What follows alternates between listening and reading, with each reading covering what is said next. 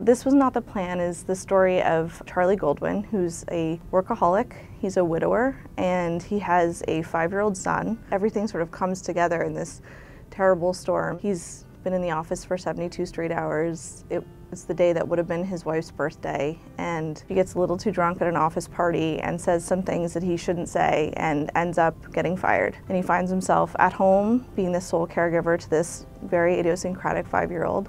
And he has to learn how to be a parent for the first time.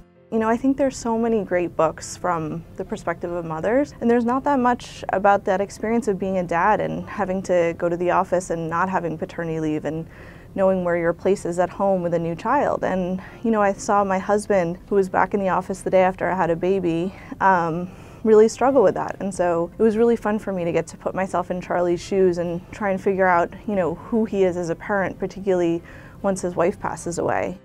Like Charlie, I had a very intense corporate career at a law firm. Because of that, the transition for me to motherhood was a very intense one. I was used to being in the office all the time, and suddenly I found myself at home with this tiny little baby, and I didn't really quite know how to handle it. And so I think this book was a catharsis for me. It was just sort of writing about that experience where you realize that there's something greater than your career, and you have to sort of embrace that change. And so that was the genesis of the book for me.